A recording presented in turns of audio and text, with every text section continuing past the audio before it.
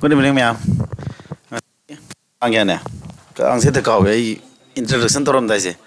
Ay sa nabi wala tang ang busy ko ma'am. Kasi ko hindi ko leg to focus to mali ka na tang ka ore head ni nai. Natra. Sisi ka.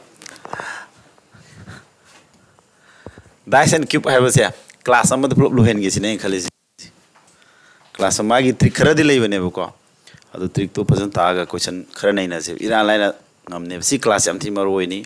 magi leijaba shortcut trick to yamsu yam na ti adu loi suna ta ke boko ja wayam ngang de salong class ho jin ji dai sam su cube has ke no na khanga se boko dai sam cube id akoina ma man ba se ma hai war ludu maro lagaw maru na tra mo ji dai sem ne na tra box da hai ge ju cube to khangi da cube am sung dai size ne na tra box da hai ge ju rectangular na ta ba kare ni box da khoi cube ku shape ne ur le dana ma gi se diagram ni ega dike no sumana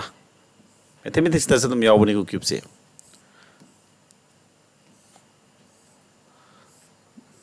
adudi ma'am face ne kya pale mamai kya pane se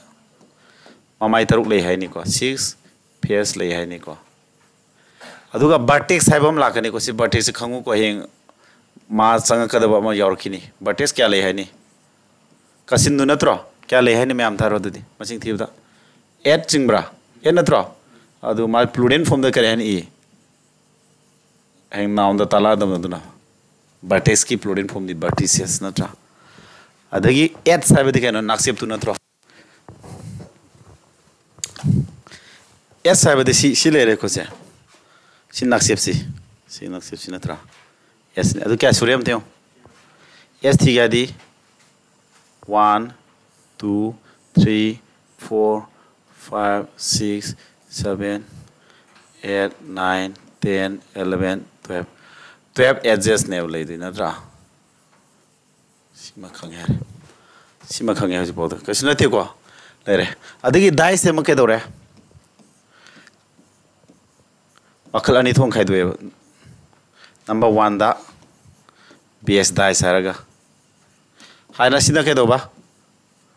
suma daisi hangduk ta ba hai tare ko mathang da leisna open dai sai du ne ko dai se ko gi hangdu tham bai tare suppose box ti kyuki mong da to box ma ko na loina sidhu odi box ha hangdu ga phak tu tham du ne ba open dai sai si yanai ko sida ju question nange si bs dai sida ju hange ba ko bs dai se makhal ani thong nam khai du e sigi How's any type of BS dice to? Paliba BS dice to only two eva.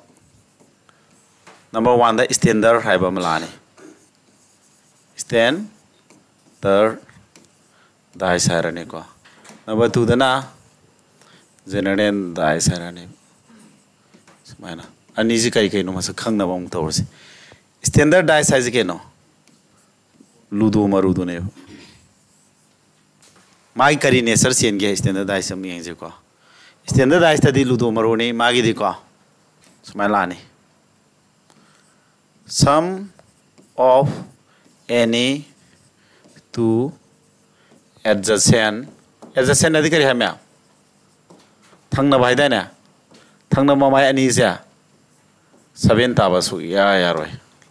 या देबो को अदुगा sum of any two opposite ID kaya dino ona opposite wena bhavna tro c face ka opposite ko two opposite faces opposite face to leba ani gi value jing tisna ga ke doctor 7 ta ne adun tak podi ke no mangoda ludu du ni ko mangoda leidu disi sing du kai sina ni kari this use tong ni 1 dagi na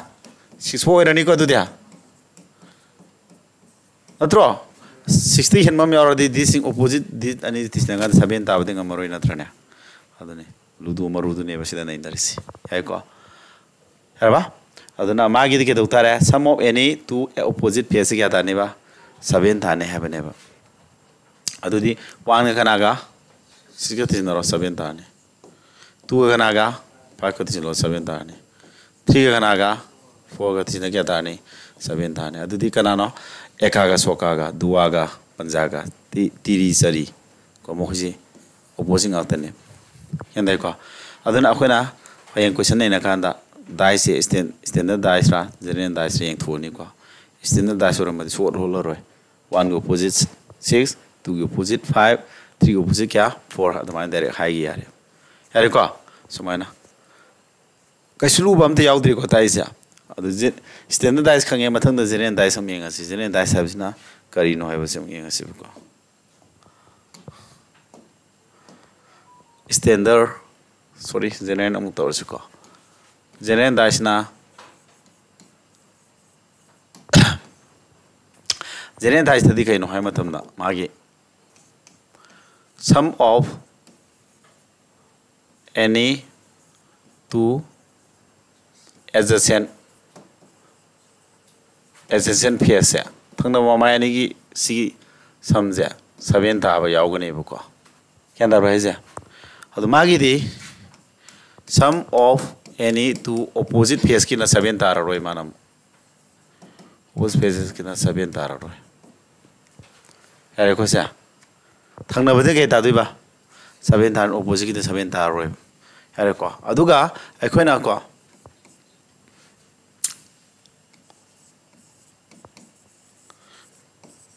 there are symbols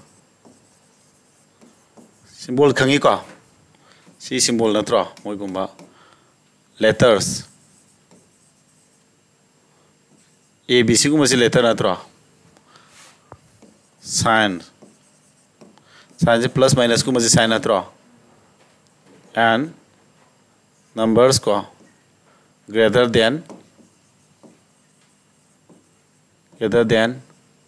6 are used. We consider we consider the dice as general dice na khangani ba yandai ko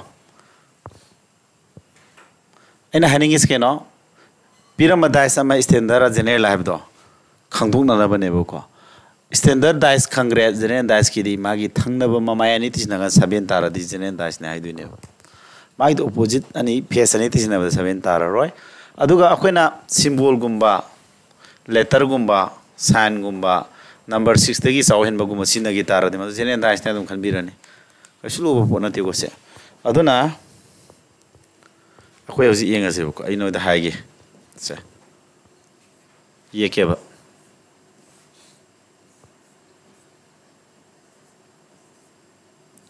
Sikari dice na hene mea dice am pyramid si thangna mamai singje thangna mamai tisna ba 7 ta yaubra yaugde 2 plus 3 doesn't equal to 7 wang 2 tisno 7 ta bra ta de 1 ga 3 tisno kya da 7 ta bra ta de therefore kai utarne standard dicing ane Are ko sa hai ni ko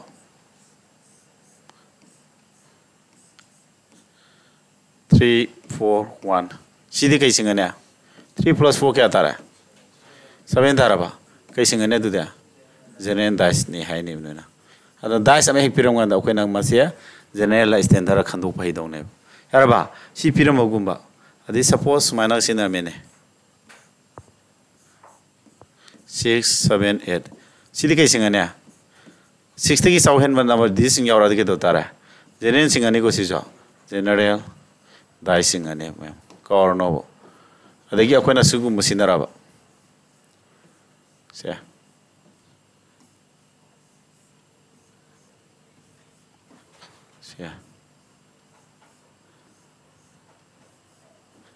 sida akoina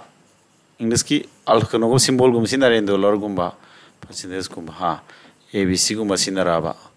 plus minus minus c symbol gumba sinare khala jeba adu tarani ma khoi general dice ne consider to bio hai bani da kasu na te haining ipose standard dice kai no khando phero magi di standard dice odi ma di fix lai jara ne ba ko opposite kana lai ne do yara ba sima lere adiga ma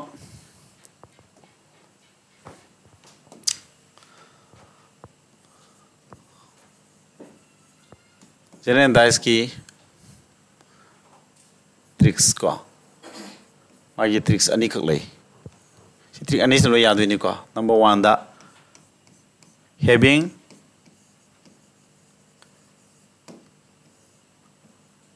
one common face ama lei bagi ko adu gi trick ama kamaina no am thing si ko me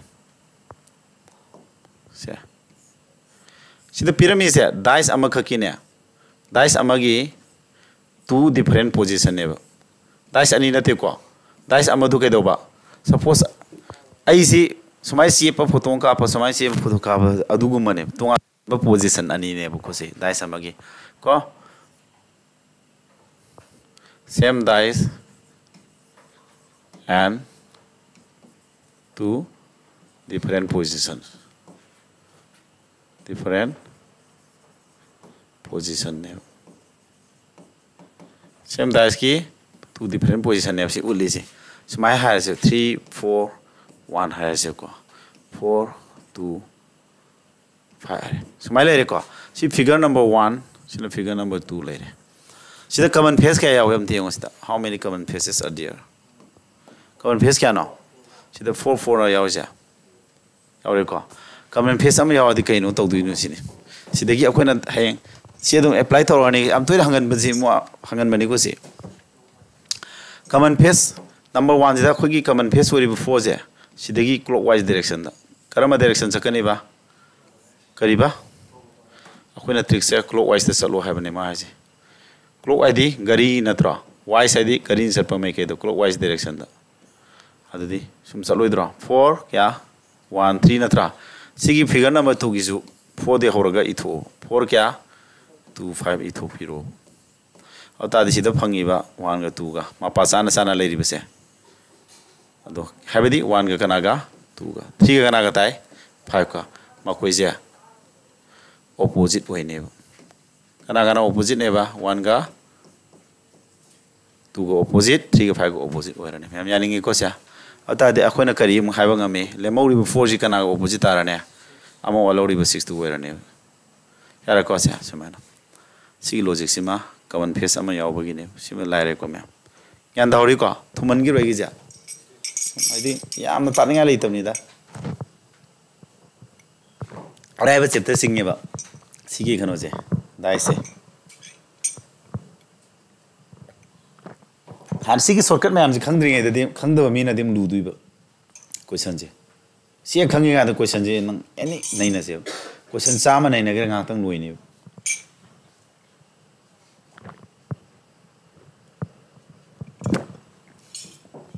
yar ko mathang toge common face ani level lai ko ani subasina having two common face ani lai bagi ko common face ani lai bagi na hojiki to mana dice amagi same si dice am lai re ko same dice ni ko si ani si same dice ki two different position ne ko sido uli si dice ani na te ha ina hiningi si dice ani do amuk na paitho phachin tor ut pane si 2 5 5 2 3 na 7 dai ko adu sma ha si ne 5 2 4 hai mayam sidi yung common ori ba face ani do kana kana no si 5 ka common ore 2 ga ore ba common face ani yore ta di dia 4 3 ga 4 ga se 3 and the 4 is opposite adu moi jare ha kaisu lu bu na te se opposite face adu moi re masana ta jare ha ne yara ba adu taraga de 3 4 opposite oi taraga de myam akhoi ne ngo 5 opposite oi ba ya ba kana no 5 ko opposite kana oi ba ya 3 oi ba ya bra ya roi 4 ya bra ya roi 2 di maga le min nei na tro ya roi kana oi ba ya re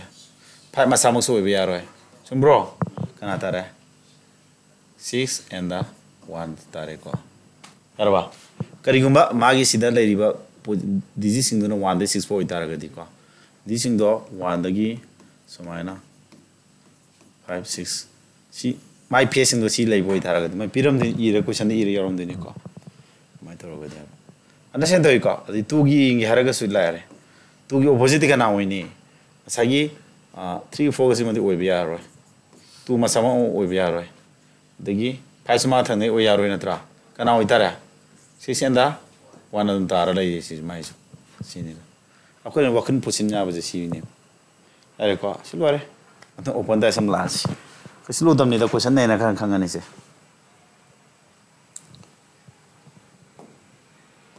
थंदा open ID फाक्तो गा लेबा अखोय box कुंबा Q की मोंग तो box फाक्तो लेबदु ओइदुनि बको नय केनोमी येकी को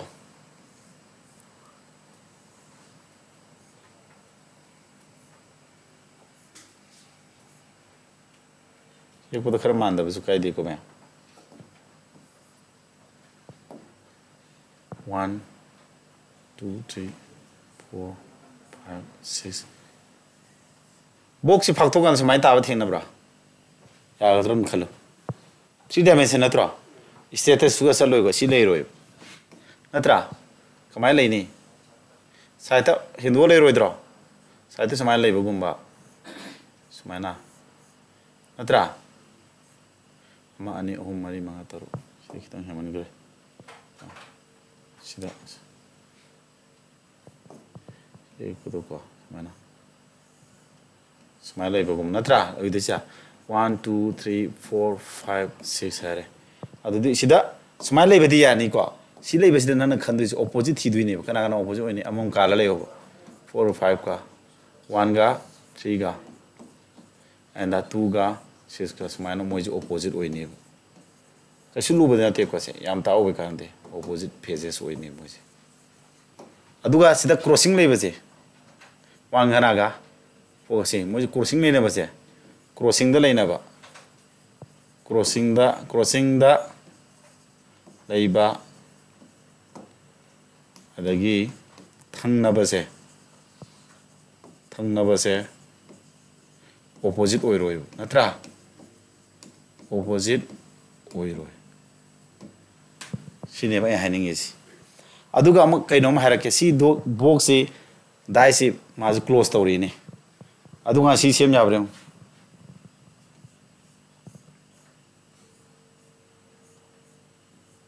सेमाजे को सी same याब्रा possible होब्रा से am tharo 415 sidagi 415 haba sem yabra 45 is opposite natro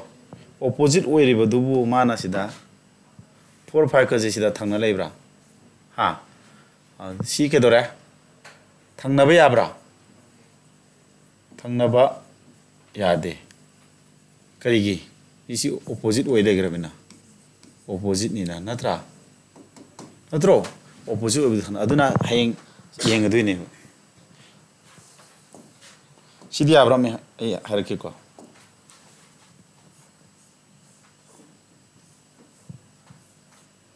Malaysia ko 412 Abraham hero on khala hero si abra moji leibi abra sia oibe abra oiba Yabra yadabra ya yai oiba sidi yai opposite oina budi yaudra yare have understand to iko adu losingji open dice pinjala kana hairni ko sini open dice kina next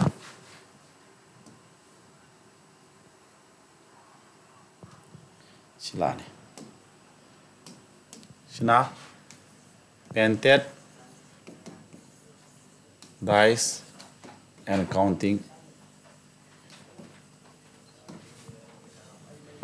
dice painted to ko aduga maji ke dodiba counting dodini pai tar ko ji camera longa kitang kano to rangde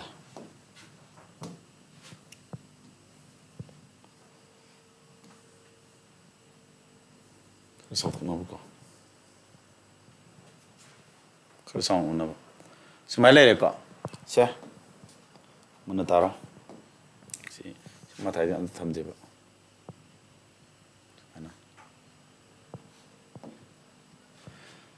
सिदा no उनिंगे जे या मरुबम लाए I know दे कनो मुटके को सिने ख्वाइदे difficult ओइदिसि को dice अचौबम लैरे बेना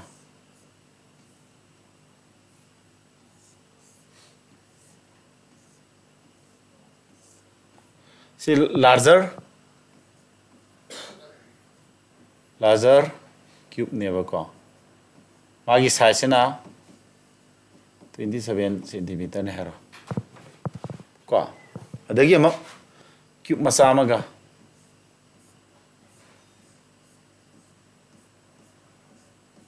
Sina smaller cube never. Ko. Magi size na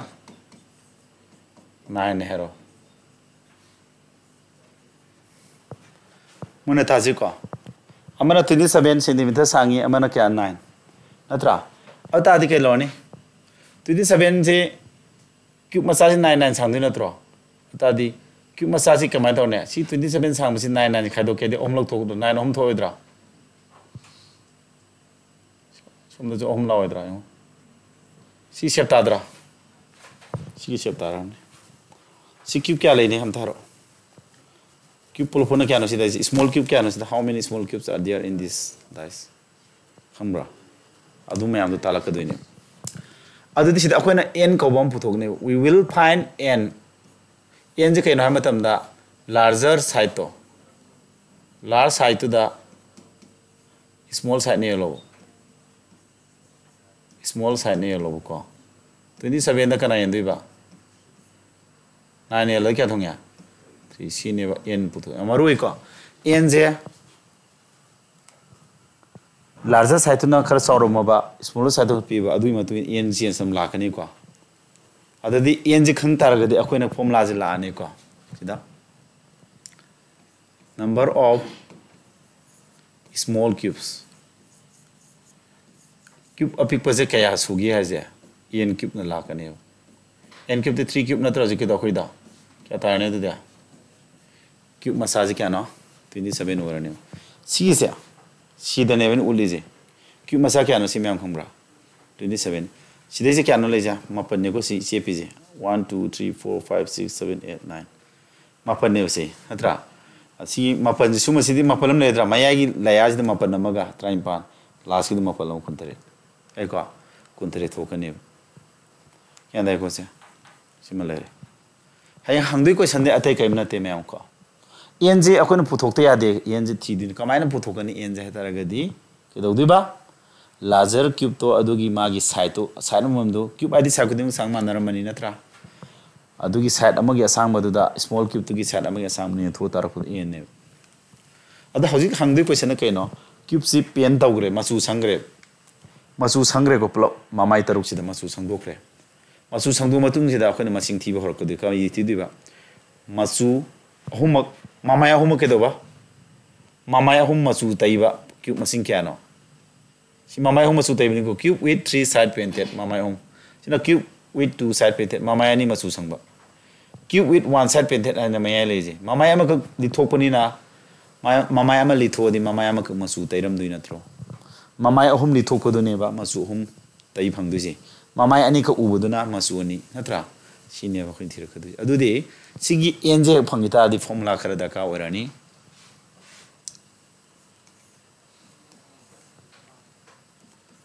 number of small cubes niko number of small cubes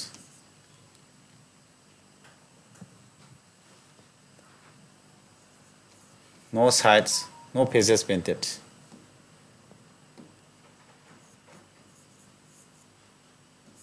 kaya ano siya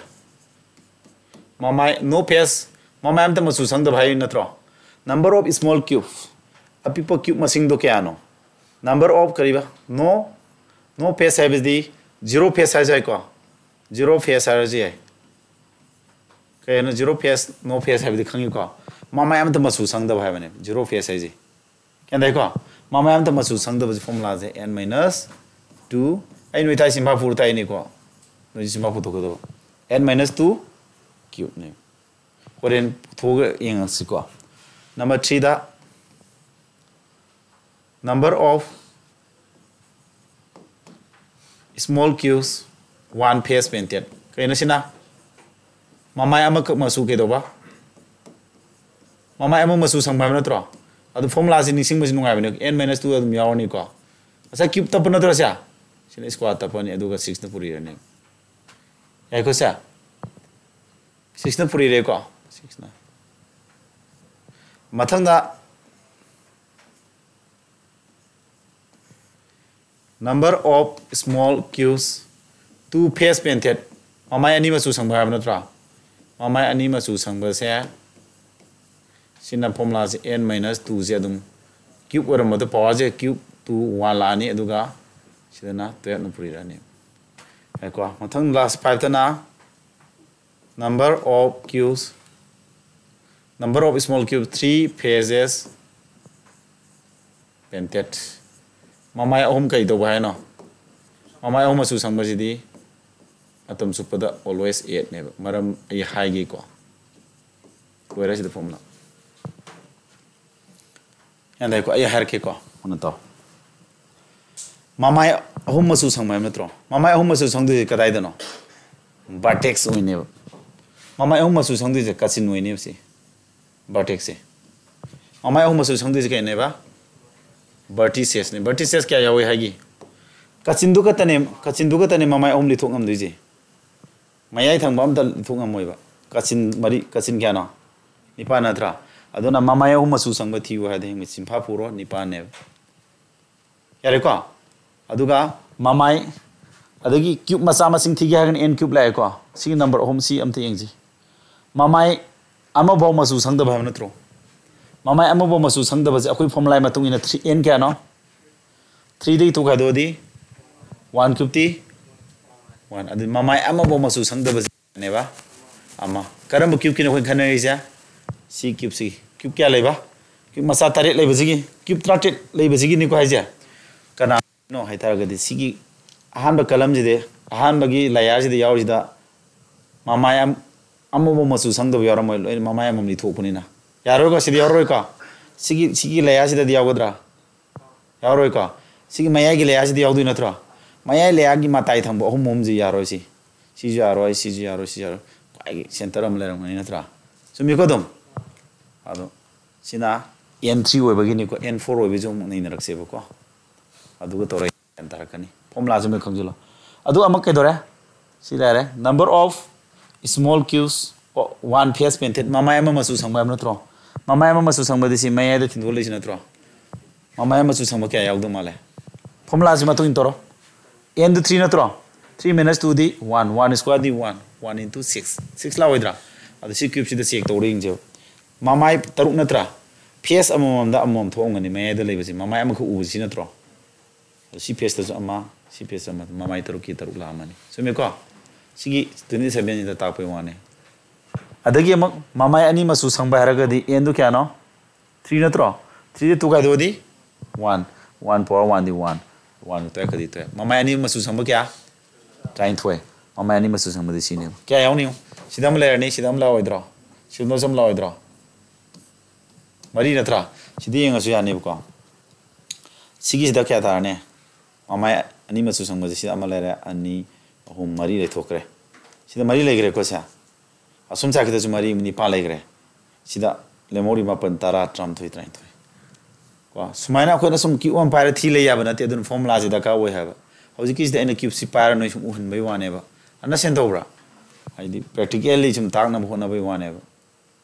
a 3 dimension da jagam do ungal la ga ta ko di fa do ne are ko adu si formula ji da khangjaro adu nan hena gyan thana bane ai kano tawge question ama ma ige ba ko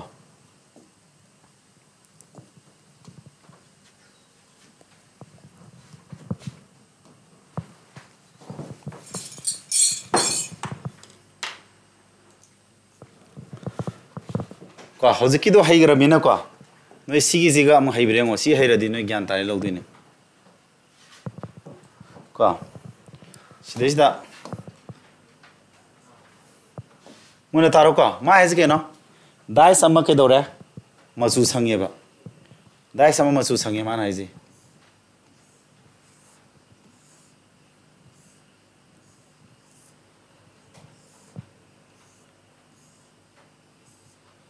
dice अम्मा मचू संगे अदु के दौरबा मामाई खुदी मक्त मचू संगे now the dice is cut into 64 small cube तो खाइदो एबा समानबा small cube ता 64 खाइदो अदु तादी क्वेश्चन जे मथम मदा हंगदरे number of zero faces painted number of आदि साइड अमबो मचू संगद भाइनि को साइड अम मचू संगबा साइड अनि मचू संगबा साइड होम संगबा साइड मरी संगमदि सुले लेरे को मंगा संगुसु लेरे तरुक संगुसु लेरे को सिना यामद्रबदा साइड अम मचू संगबदु क्यानो एटलीस्ट वन फेस सी क्वेश्चन जे लोइन खुमंगमदि होजिकी नॉलेज त मपुम फाना हेरनी इंखले मामाई टाटुक हायरगदि नंग तौदिसा अखोयना करीबा एन पुथोकदमने हायदाना आना एन पुथोकसेबा नंबर ऑफ स्मॉल क्यूब क्या ना formula the number of small cube to number of small cube तो क्या दोबा नंबर ऑफ स्मॉल क्यूब से का नाम आना ने फॉर्मूला द एन क्यूब ने है देना नंबर ऑफ स्मॉल क्यूब से क्या बा एन क्यूब है नत्रो अदर स्मॉल क्यूब तो दी 64 नत्रो अदर एन क्यूब को माना एन दी क्या था ने दिया एन इक्वल टू 4 क्यूब नत्रो 4 तारो द्रो अदर एन से क्या फंगे को 4 समय पुथो ने एन 4 ने अदर तादी मामाय मम द के जाने से समय मरी में लाने अमा अनि अहुम मरी मंगा तरुक तरे निपन मपन तरा टामरे चांचो चोमरे चामरे चांगो टाटुक लाने बा लया क्या नो से टाटुक अदुम मरी लाक्तु नत्रो लया मरी टाटुक मरी लाक्तु है नि को अदनि दा अम वे कांदा दिखे दोनी सुम सुम मरी लया रा सिने सुम सेफ यंगो से सुम युंग थामी नेदना सुम सेरा लया रमा अनि अहुम मरी लावैद्रो सी टाटुक की लया रमा टाटुक सी टाटुक से कुठाइ तो टाटुक नि फुबा टाटुक मरी सुराने क्या था भाईजा अन्ना से दौब्रा हमें लाखरने अरे को अदुदी हौजी मामाई जीरो फेस मामाई एम मसु संगदु फॉर्मूला के ना n माइनस आई फॉर्मूला के ना n माइनस 2 क्यूब नत्रो n दी क्या ना 4 माइनस 2 क्यूब ती क्या लाया 2 क्यूब ती क्या ना आंसर 8 तारे लोरे वेरी इजी समाना ना सुम प्रैक्टिकली येंगे हरगन खन छनरो हिंग तुम नबीदा मिन उसिलग सुम खन लो उरानी को आइदि विजुअलाइज तौरोबा यंदा भाईजा अदुगा मामाय अमा मसु समै फॉर्मूला के ना आई formula the n minus 2 square लाने अदुगा 6 ने पूरी दु नत्रा n माइनस 2 दी 4 माइनस 2 स्क्वायर लानी 6 ने पूरी क्या तरा अनि स्क्वायर मरी मरी तरुक कुमरी तारबा मामाय अमा मसु संबजे क्यू मसा मसिंग कुमरी लेरने केंदाब्रा मामाय अनि मसु संबन n माइनस 2 क्या ना पावर 1 into 12 नत्रो अदु 4 माइनस 2 पावर 1 into 12 अदुदी अनि तारे अनि ट्राइन थोय कुमरी सिसु कुमरी तारे अरे को मामाय अहुम मसु संबदी मतम सुपद कसिन थंबुदु नत्रो सिनि होरे मामाय अमा अनि अहुम उदुइसि अदुना कसिन अमा अनि अहुम मरी निपा लेदुनि अदुना मतम सुपद ऑलवेज n हैदाने लोरे कछु नते फॉर्मूला दुदी फादि यारोय formula फानबदु order 9 इरेदन n minus 2 n cube n minus 2 square n minus 2 power 100 दना सिदना 1 पुरी रंबा सिना 1 6 12 पुरी रखबा निसिंग होबा फॉर्मूला जि लॉजिक पैटर्न नंबर लइबने बे हेरे को फॉर्मूला सुमानि सिम लास्ट क्वेश्चन जि नोई दमक त थम्मे ना क्वेश्चन मुन पारागा दि खुंगमनि आंसर यावजरे लास्ट के क्वेश्चन जि क्या है यामद्रबदा मामाय अमा मसु संब क्यूब पुन क्यानो सी सीजीएल द हंगरे तिया तु द्रामा क्वेश्चन की वही दुम न पाओ क्या ताने से आंसर यामद्रबदा मामाय अमा मसु संब बने क्या कुनगा लाली 16 लाली क्वेश्चन अटर खंग दबे नि आई नो द फकुम क्वेश्चन नमो आई प्रमाण मसम दोगे को लाली नो यामद्रबदा मी नि लाव हायरेबा आई मतेम द पांगरो हायरे नो मी क्या लागनी यामद्रबदा मी नि लाव हायरेबेना क्या नो लागतुजा यामद्रबदा मी नि लाव हायरगदी ama lakpada ina kainu no yamdra mi ani la ama la sai rakadi wena yamdra bada mi ani haizya mi ani lakpa yai ahum lakpa ani di hen madi yamdra bada ani haba chaja ani lao ahum lao ani lakpa yai ani di hen be yai ne natro yamdra bada mi ani da ka wini haizya mi ani tra helasu yai ne yamdra bada ama haizya ke no mamai ama masu sangba yai ani sangba yai ahum sangba lo yai adu ta kya tara mamai ama masu sangba kumari yare mamai ani masu sangba yare mamai ahum masu sangba yare 48 at after the 56 see question at sumana ko sig elis habagi meaning je sida sijal da hangre ko se yar ko mem se gyan tare ko aduna n piram da bodo akoina sagat pa higada ba number of small cube to piram adi n sagat pa yare sima natre haragana asoba cube to gi sat piram ba cube masa gi sat piram ba n puto ko yen na puto ne habadu se leire ko yar ko se puto ko mong hairani ata di mem akoina heiri ba se kayam hairagi hadu di hoji aina question ji da dum ulani question number 1 mai am da sembre camera da ubre camera kitang ware camera je kan wadi fadam yare camera ta da ni pamis variety question ni ko question kitang sahalo ke mem ko sikai hanu ma hai question ja the given sheet is folded to form a cube which of the given figures are possible oi thokpa yabado cube ji open dash ni pyramid na ta oi thokpa yabado thiu am natro se option ura se ko horji ko mya sidi camera da ta na ho na bane yango sida kana kana opposite oi ni opposite ji 5 kana ga siska akoi ta ke open dash ni ko sida open dash haina ro question ma pan ga nei na ji yam kuina nei na gu se 5 को 6 का 3 का क्या का 4 का अदुदी 2 का ना था होरे 1 का सी मोय ऑपोजिट ताना रे को से मोय ऑपोजिट ओइना रे अब ता दि मान हाय से मखाज द करम ओ याग दे हम नत्रा यंगो से नंबर 1 चेक तो 165 6 का 5 का जी ऑपोजिट नत्रो अद ऑपोजिट ओइ द मान थंगना बदि इरा मिसी याब्रो ला ले को नंबर 2 से 263 याय को से ID opposite tabam te yawnadre 153 153 yare ko sidi 246 yare ko kana kana answer oire ya ba habna tro yari si 2 ga 3 ga 4 ga option number d si ma'am gyan tha hobro thok doram te open das ki si opposite oina ga da basing du khandok pirani aduga sida 6 ga 5 ko se opposite oina ba ani do yokchilam bagi opposite oi badu kamaina thangna badi yawduina अदुगी लाले अतै दि opposite ओइना बम ति यावदमिना ओइथोपि याय हाइनेबा ग्यानदारे को logic से कछु नते हैरनी सीता मतने हंगदे जे केम खलुन को अरुबो को सलेते मंगोना next कर सावला के को म्या ये सुप योना निसी पारो का याना से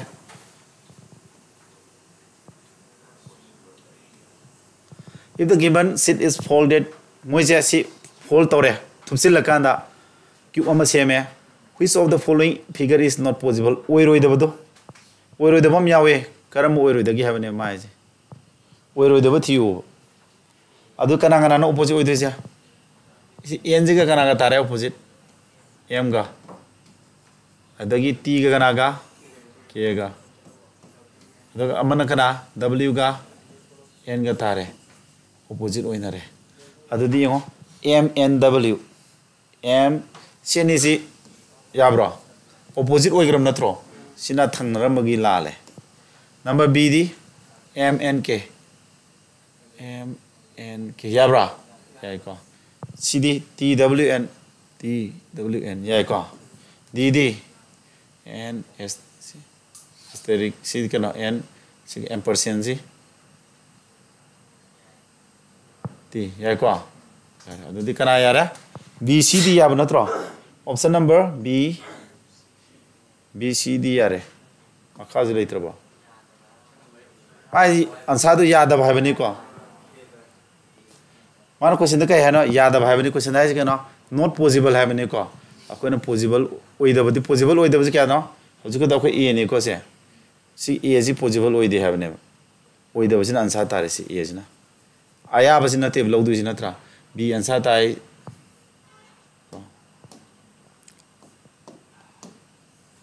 kuna itu punya jengre semana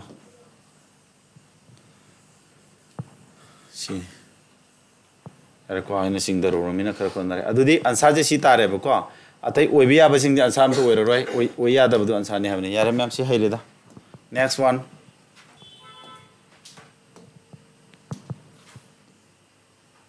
camera से क्वेश्चन जा find the total number of cubes करिबा क्यूब मसिंग थी हुई सिदी हैरोइद्रो सिदा 10+2 की एग्जाम क्वेश्चन नेम त ngамरे उने क्यूब मसिंग थी दो नेम त क्या तागे क्वेश्चन मापन बाउदा ने ma'am wars one ngairo ko ha क्या तागे ए ताब्रा इंज को आई थी रगे को सी क्या लेने सिदा अमा लेर सी परेंग सी रोज क्या लेने अमा अनिमान नन बगी अमा लेर अहुम लेरोइद्रा सिदी मिन उबदा अहुम अमा लेरबा प्लस सिन नन बगी मखा गी अमा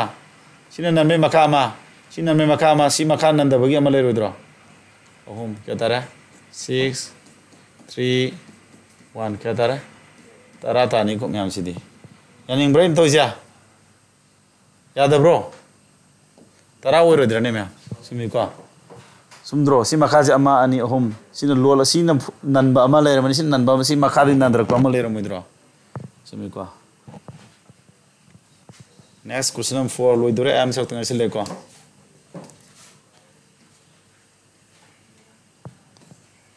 सी क्या है A cube is painted ngasagi formula to pandore sem ngamre cube ama si noi hainaro si di noi gi damak ta thado ge si sarusima question de khara sawal ke ko am to khandaro se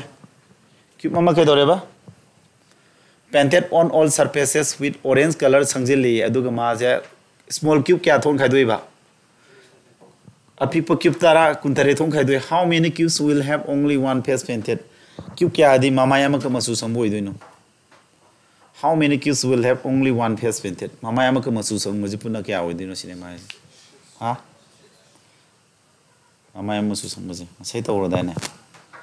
6 ता ब्रा formula दे केनो मामाया मसु संबोई formula दे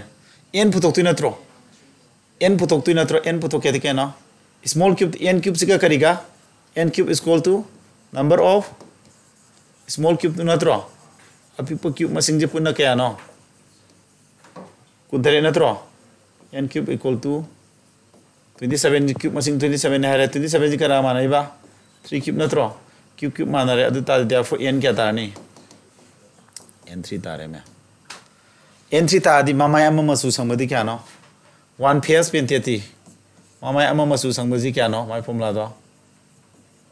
मामाया मसु संग formula दो n minus क्या 2 power square ने को into 6 नत्रा अदु n दी 3 minus 2 की square plus into 6 अदु क्या तारे 1 square into 6 क्या तारे 1 into 6 into 6 तारे को सिदी फॉर्मूला दे रे पाला दुम ओलो फॉर्मूला से भी थुआ ले रे कोई ना यान तारे में हम सिदी लाई को अदु करी एग्जाम नो 10+2 एग्जाम ने को से नेक्स्ट हम तो से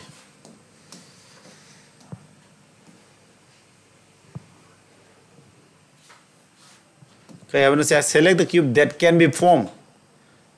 maji thupsil kan orak pa cube tu khandu wa natro eng jiko du di kari hoige ji no siska kana go bosi oi nei siska sigi tu go idro siska tu go oi 3 ka kana ga 4 go oi the 5 ka kana tar mane 5 ka 1 ka tar ni ko adu di kana no be a gi 2 3 5 oi bra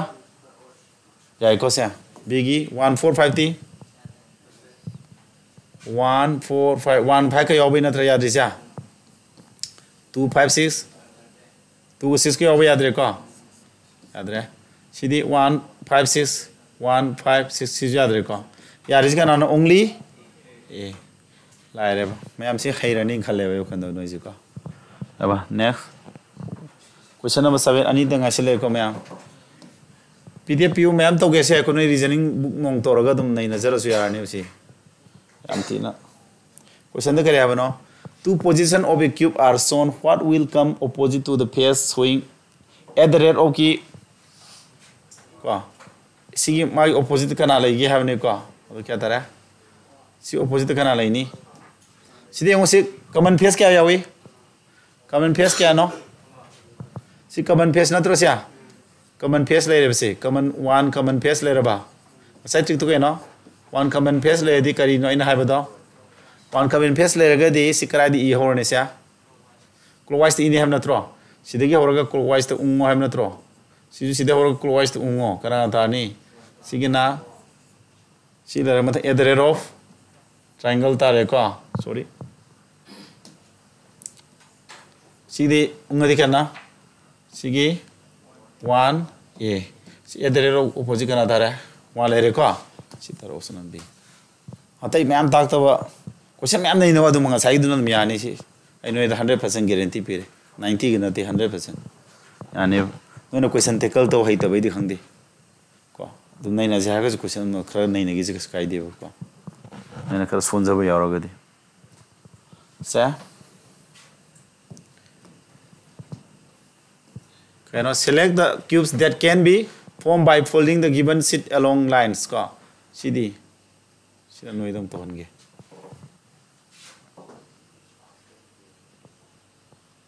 CD. The Emone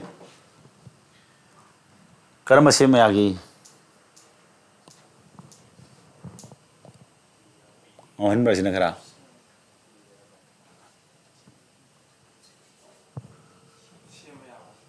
Sembia Bavane. Naruno. See two go Bosiganano. Two go Bositanale. Blank lake.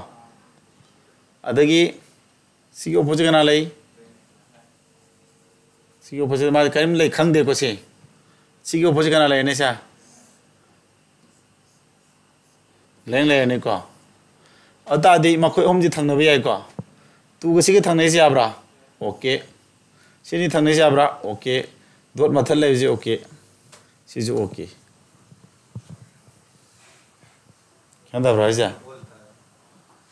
See any Tanale is okay, Taiko. All that maybe. We send Lubamalan by one is 2021 in Nico. And there goes it. Next. Last one. Okay, no?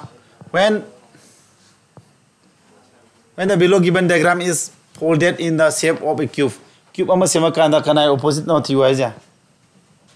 Sig opposite lege do thiwa na tro. Sig opposite kana le no se. Sig opposite le ba di. Sig the triangle na tro. Adu di si triangle ga sig ani opposite oidune na tra. Very easy. Kari exam no CGL tia 2 ni. Ima. Tia 2 si din faure tia 2 faure ni ko no. Tia 2 ji iralam faure no. Yare ko. Very easy way. Ai dro. Adana live ni ai question pdf tharake yengo hojike ene tai du dagi hena tane suklai leiti aduna cover tonga manu flo. Ko aduna si maka ene record lori se no idam thiam kanarani. Adu question makal ma'am nei naraga ko. Hoi tekal dice ahum ga iram piram kana ko. Kadai dagi ani ji paro hot kadagi haba dum no confuse hadi question tekal do bagi masa lerak padi ai ko. Adu ai sung khan mada. Padan lairani da. Ko da lu aruba question leitam ne. Ko aduna class is the losing.